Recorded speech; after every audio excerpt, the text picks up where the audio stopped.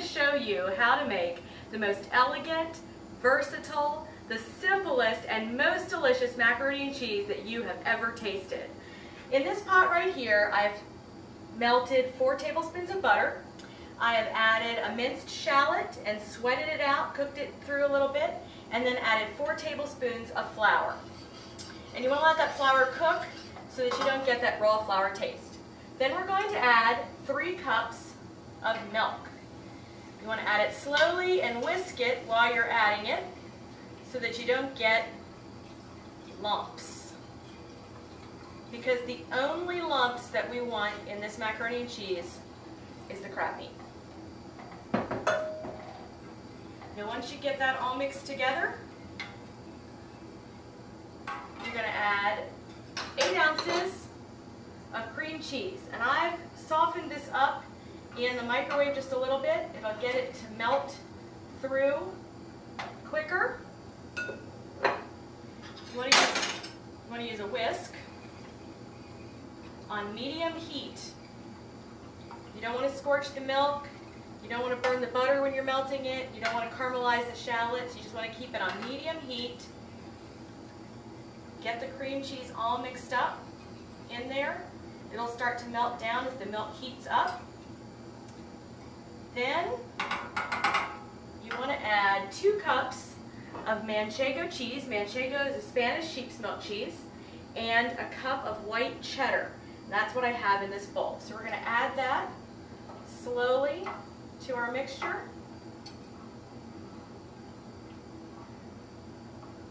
I've shredded this in the food processor. Makes it a little bit easier. Stir it a little bit so you can get some more in there.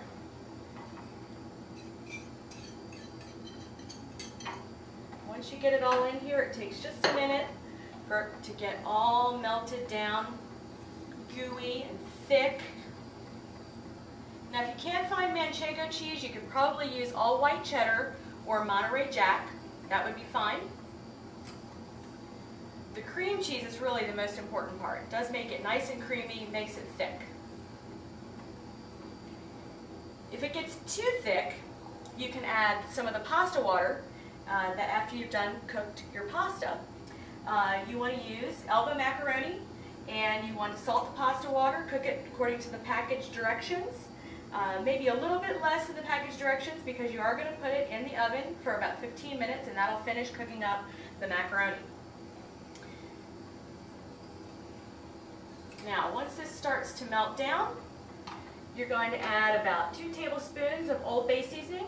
Old Bay seasoning is a mixture of a lot of different spices. It goes perfect with crab meat, any seafood really.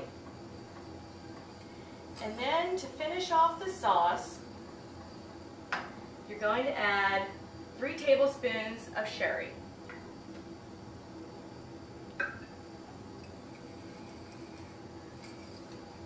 Mix that all up. Probably takes about 3 to 5 minutes for it to come to a good simmer and get nice and thick.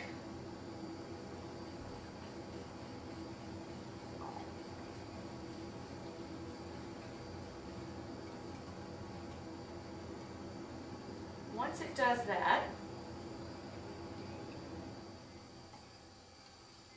you want to keep stirring with your whisk.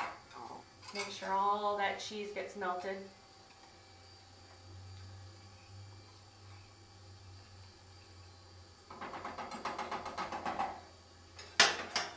Once you've done that, you're going to take it over to the pasta. The pasta's been cooked. It's drained. You're going to pour it into the pasta pot.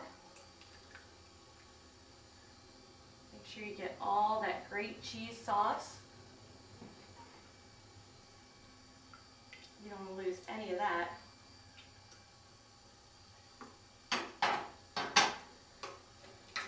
Then you want to mix this cheese sauce all through the macaroni really well before you add the crab meat. Because once you add the crab meat, you don't want to mix a whole lot. You don't want to break it up too much.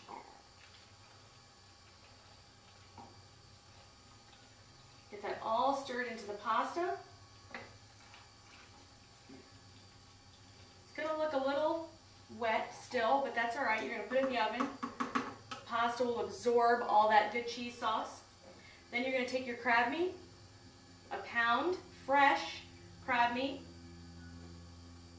and you're going to fold it into the macaroni. You don't want to do a lot of stirring because you don't want to break it up, especially if you do splurge and use lump crab meat. Lump crab meat's pretty expensive, but you can use back fin crab meat for this. If you use back fin, you want to make sure that you've gone through it and taken out any pieces of shell or cartilage that they might have missed when they processed it. All right, now that that's all mixed in there, you want to take it over to your casserole dish. You want to pour it into your casserole dish. Any size casserole dish you have, you can use a 13 by 9. I think I have a 9 by 9 here, but it's pretty deep, so it'll hold all this. Pour it all in. Spread it out.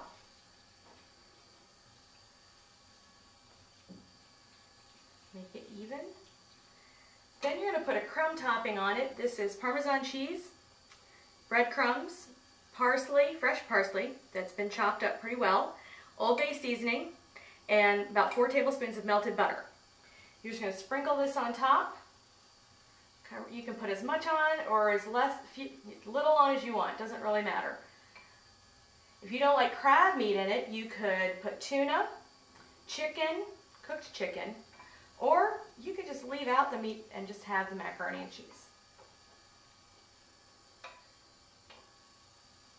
So we're going to get all this crumb topping spooned onto here. Everything's cooked in this. We just want to heat it through and crisp up the crumb topping. We're going to put this in a 350-degree oven for about 15 minutes until it's hot and bubbly. Okay, America, it has been 15 minutes, and we are ready to take the best macaroni and cheese out of the oven. Here it is. Put it up here so I can close the oven really quick. Those breadcrumbs are nice and toasted. It's bubbling on the sides. This is elegant comfort food. This is Chesapeake Bay Crabby macaroni and cheese. It is the best macaroni and cheese you will ever make.